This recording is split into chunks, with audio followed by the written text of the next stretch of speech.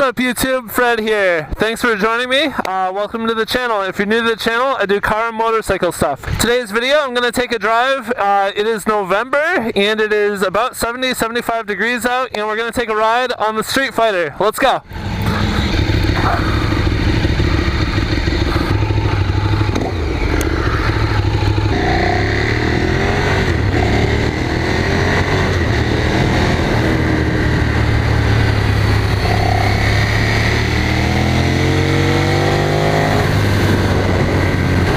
Feels good to be back on the bike.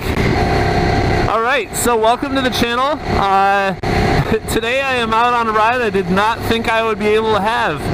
About a week ago we got 3 inches of snow here in southern New Hampshire, and you can see like we're kind of at the end of fall. The leaves are turning brown at this point, but of all things, today the high is going to be 70-75, and so I actually have an opportunity to go back out on the bike.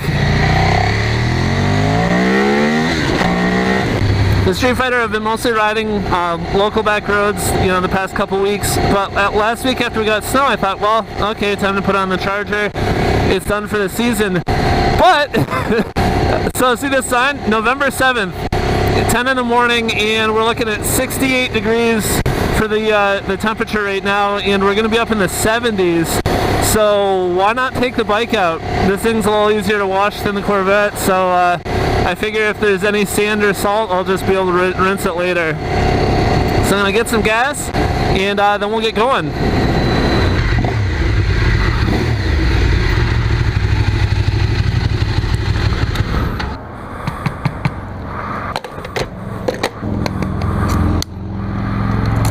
Alright, so today we're going to do a drive, kind of rural New Hampshire, near where I live. But we're going to go kind of a different direction. I sort of get in a rut where I tend to ride all the same roads over and over and over. And the other day, my wife was commenting to me, she's like, I don't know how you can do that. Like, she gets sick of it like after 1 or 2 times. And she made a really good point that I've sort of been in a rut. So I did a little poking around on some maps, and I found a really fun route. Kind of goes out in the countryside, and it's nice curvy roads. There's some elevation. It's nothing super fast, but it's just beautiful.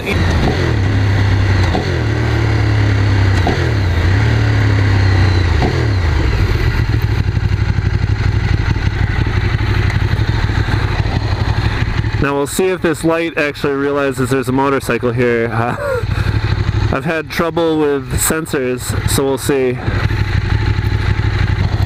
So I'm going to have to follow the rest of this traffic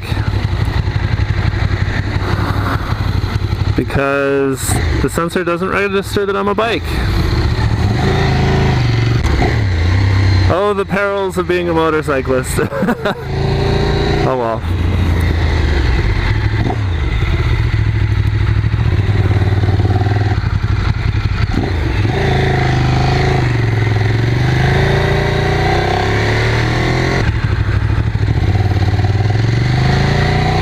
Alright, back on our way.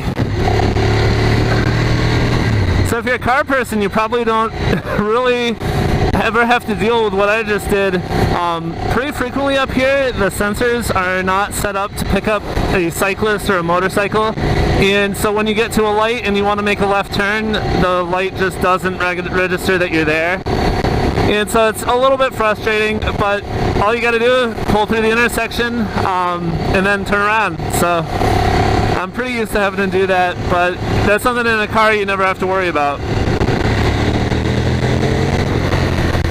So for the last couple of years, I haven't really been motorcycling until this year, and mostly it was once I got the Corvette, I found that I was riding the Hyper less and less.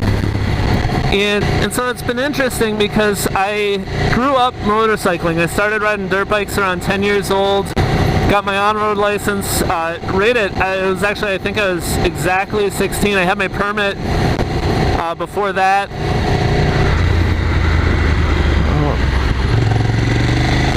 I didn't think he was going to stop. So I've always been into motorcycles. I started riding dirt bikes at 10 years old with my brother and my dad. And then at 16 I got my on-road license, and now, wow, 20 years later, I'm still riding on-road. I did a stint of racing motocross when I was in college, and I've been doing track days on bikes up until a couple years ago, 2016, 2017. But in 2017, I really didn't ride much. I still had the Hyper, and it was still a fantastic bike. I'd done all the modifications to it that I'd wanted, you know, some light cosmetic stuff, nothing really ground-shattering. But the biggest thing was that I just wasn't riding it, and I had just gotten the Corvette and was driving that every second that I possibly could. Especially, you know, it was new, it was fast, it was different, and it was my first real, like, fun car. And so the bike sort of fell by the wayside. And after a year of doing that, I realized, you know, I'm just not riding the bike. Maybe I should sell it. And so I ended up selling it about 2 years ago, end of 2018. And I went through all of 2019 without a bike. And the idea was I would see, hey, if I don't have a bike and I don't miss it, then fine, I'll move on. But then something happened. I ended up discovering that I didn't really miss the on-road riding, but I missed the track riding. And the track riding is something that it's hard to describe, and I've got some older footage of it on my channel from when I was down at Thompson on it. But the track riding is more fun than anything else I've just about done at all. I mean, it is so much fun, and I got really good at it, and so it was something that was a part of me, and I was like, you know what, maybe I should get another bike, but only do track. And so I talked to my wife, and you know, told her about it, and I was like, let me give it some real thought, let's give it some time and see if I still feel that way.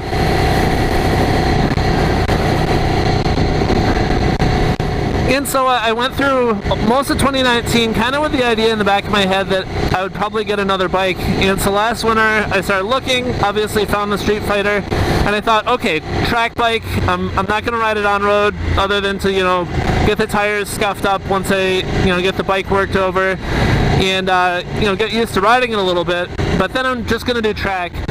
Well, 2020 happened, and the universe, I guess, had other plans. So I ended up not doing any track days this year, but I had this new bike, and I was like, you know what, maybe I should do a little on-road riding. And obviously you've seen a couple of the other videos on my channel, and how much it's turned out that this bike has just been exactly what I was looking for in a bike. And I am so happy with this thing. And it's funny, if you go a while without riding, you're like, oh, maybe I don't miss it that much, maybe it's not that big part of who I am. But then you get out on like a country road with some good corners and no traffic, and you twist that throttle, and man, it wakes you right up all the way to the core of your being. And I was like, I found home. I'm back on a bike. Man, and this thing, you just roll on, and the power is so smooth, but that torque is just everywhere. You can roll a gear too high, and just like the Corvette with its big V8, you can just roll it on and, I mean, get to any speed you need to go. But that it's also comfortable. You know, the riding position, the rider's triangle is not too aggressive. The bars are a fair bit higher up than the seat. And man, I'm so happy I got this. So I've been doing a bunch of thinking, because this thing has been a blast since I got it, and I didn't get to do any track.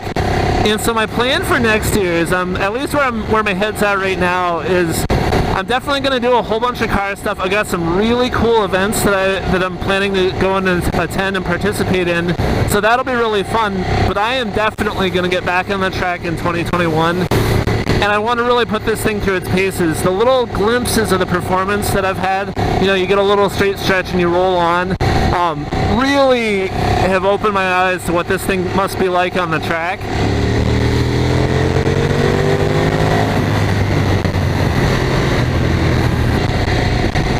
So the last time I took this bike out, about 2 weeks ago, I think it was the last time I rode, because that was right before we got some snow.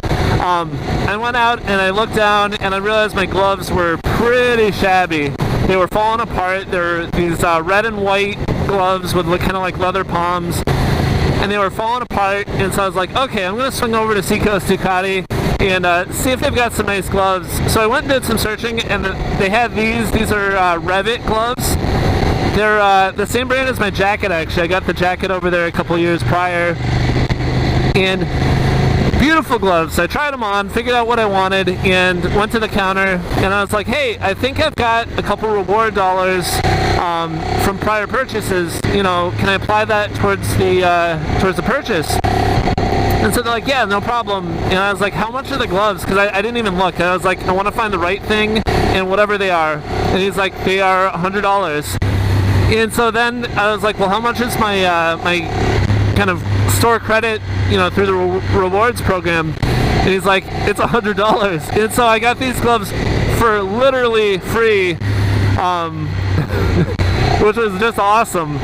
Now, I mean, I guess technically they're not free because I had to spend a bunch of money in order to earn those reward dollars, but it was really nice to go in and not have to spend a dime out of pocket, I guess.